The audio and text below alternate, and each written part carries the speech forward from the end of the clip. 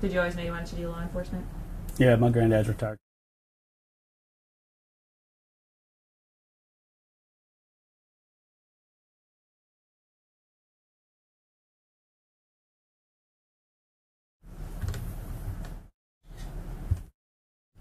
How long did you want? I think we're going to start soon. We were just waiting to see if anyone else was going.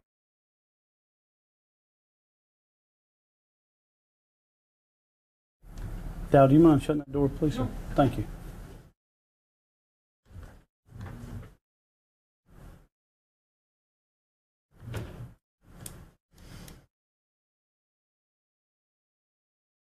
Shall I go by? Yes.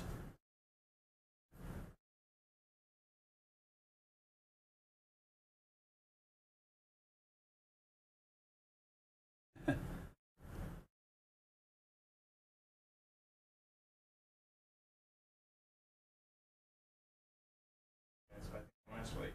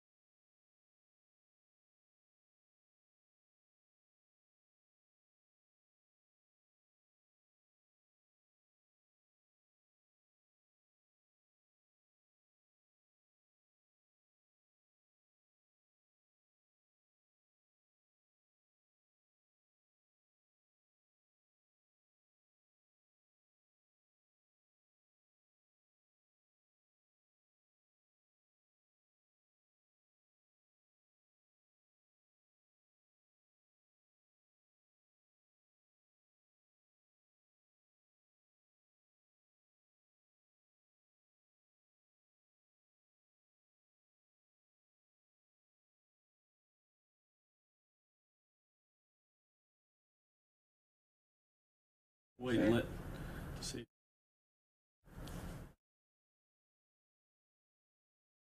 I'm on y'all's time right now.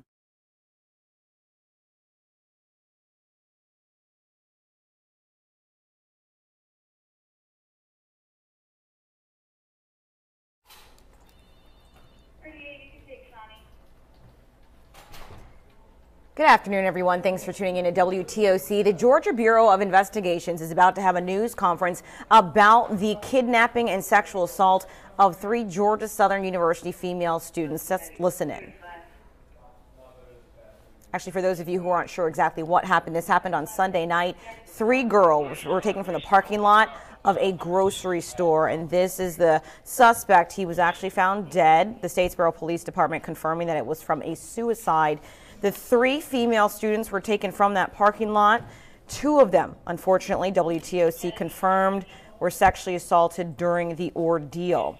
The 3 women were able to get away, and the man actually took one of their vehicles and drove off. The Statesboro Police Department later found him, and they haven't described exactly how he took his own life, but we know they did. Again, GBI news conference about to start to give more details. Let's listen in.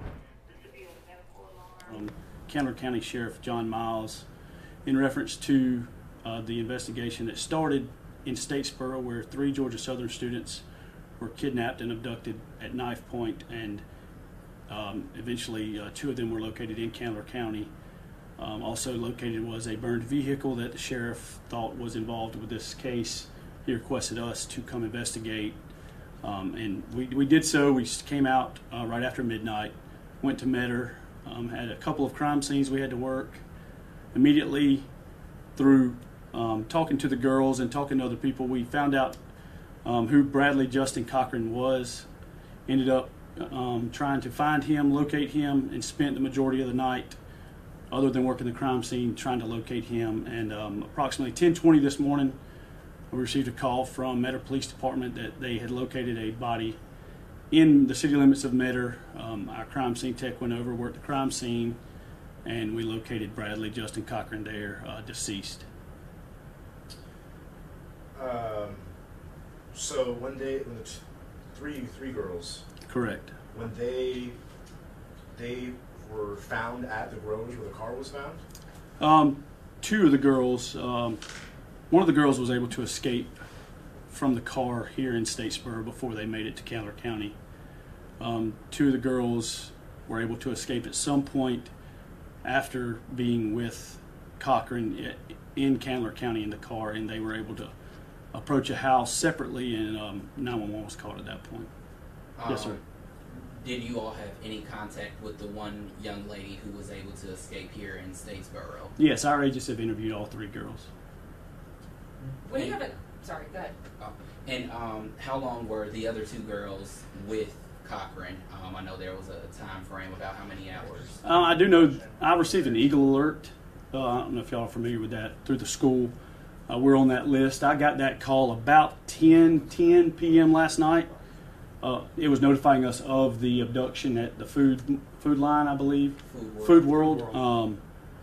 A few minutes later, we received that the girls were found. So I don't know what time it actually happened. I think around 9, so maybe an hour. I mean, don't quote me on that. I'm not sure if that's exactly how long, but enough time to drive from in the middle of Statesboro near campus to Metter out in rural Candler County. Was he found with the car or separate?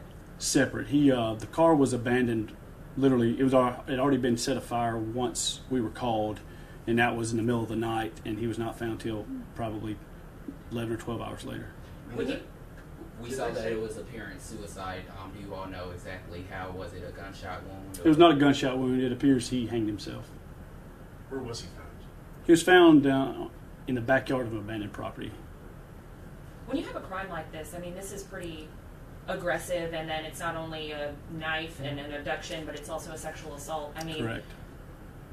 Do you guys work a lot of those in this area? We do. We work a lot of sexual assaults. We have, that's the majority of the cases that we're requested to work among violent crime. This just happened to fit basically both of those with an armed abduction of college students and then a sexual assault that occurred afterwards.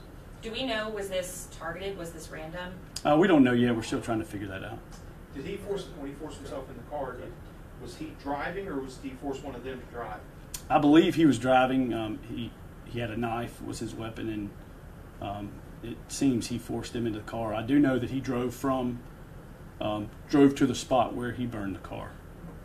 And then real quick, do you know what street or what cross street it was where he was found in the abandoned building? Yes, I have it. I'm not sure exactly. Metter PD, I think, maybe releasing something with that information. Do you all know exactly where he's from? You know, did he drive to Statesboro to this parking lot to force himself into the vehicle, or? The last address we have for him is in Statesboro. Did you all have any, or did you go through any surveillance footage from this Food World parking lot or anything else that could have possibly provided you all any additional Sure. details? Statesboro PD is handling that side of it. We worked alongside them to get to that point of, once they got to Candler County, that's when we kind of took lead of the investigation and pursued the sexual assault charges, things like that, which we worked alongside, like I said, with Statesboro PD, but they actually were the ones who did the kidnapping, abduction side of this investigation. Is there any reason to believe that he knew the women, or was it a complete random? We have found nothing to show that yet. I don't know that. I can't answer it 100%, but we have found nothing to show that he knew them at this point. And all three were students at Georgia Southern, Correct, correct. I talked to Chief McCullough, and she verified that all three are enrolled at Georgia Southern. Are you able to release any ages or no? No. In a crime like this, we're not going to release any victims' names. I guess, can you speak to a crime like this? I mean, it's pretty atypical, generally, I would say, that sexual assaults happen randomly like Sure, this. sure. I was talking to other agents in the office, and it's very rare that you see a crime like this with that. If it turns out to be that they didn't know each other, it's usually a known suspect, a known victim. But it's very rare that you have something like this, and even with all the experience in this office, it's very rare for them to.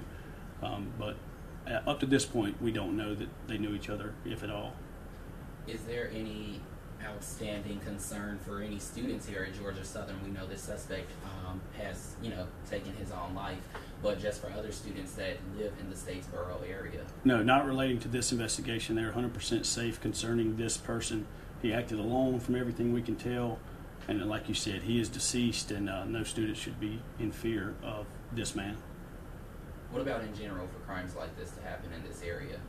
I don't think there's any more likely of it to happen here than anywhere else. It's unfortunate that it has to happen at all, but it is something that people need to be aware of. I mean, these girls were together. There was 3 of them, and it happened. I mean, just they were doing the right thing. They were buying groceries, going back to school on a Sunday night. It's just an awful situation that we hate happened. Did he have any kind of criminal or mental health history? I think he had a criminal history. I'm not going to get into that, but I do believe I haven't seen it. I don't know anything about a mental health history. If he did, that's still stuff that we'll definitely be looking into. I know that I spoke at the university, and they say, when students are involved in crimes, they have resources and things. Does your office kind of work with Statesboro, or do you handle that to the university? How does that kind of work for the students? For the students, I think Georgia Southern will handle that. We do have a peer support program through the state of Georgia, the GBI, State Patrol, and DNR, that is available to assist law enforcement officers in things like this, which is very similar to the program that they have at the school. We've been involved with several things that they have counselors available 24/7 to help the students. Is there any other information you can tell us about the man, like his age or anything like that? He was 38 years old, white male, Bradley Justin Cochran. Last address we have for him is in Statesboro. He's been all over the place, lived in a few places, but in the last year or so, we know he's been in Statesboro from what we can find. Did y'all find any kind of vehicle where he had parked something, or he just walked up there?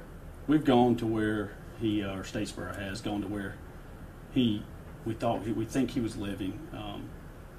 That's how we received some of the information to try to figure out exactly who he was. Went there. U.S. Marshal Service helped us tremendously, the Southeast Regional Fugitive Squad, in tracking him down and trying to find him. And they would have found him if he wouldn't have gone this way. I guess, this is a very atypical kind of thing, like you said, but are there any sort of practical things? I mean, or if someone comes to your car with a knife, it's just you know what I mean? Like, is there any sort of... No, I mean, could they have done anything else? I don't think so. I mean, they were doing nothing wrong. He had a knife. I don't know what else you can do. It's hard to... I'm not going to second guess them because, they made what they thought was a life or death decision doing what he said, and I don't blame them.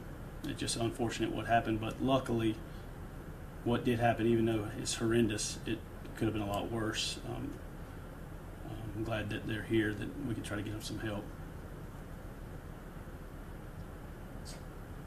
Did the victims have, aside from being assaulted, do they have any injuries? Did they have to go to the hospital? They were taken to the hospital for precautionary reasons and to get checked out, things like that. We talked to them afterwards. Anything else you want to... That's it right now. If there's any more, anything that comes up that's different than what I've talked about, we'll sure put it out in a press release and send it to everybody. But I appreciate y'all's concern and be thinking and praying for those girls and their families. Thank you. Thank you. Thanks. Thank you.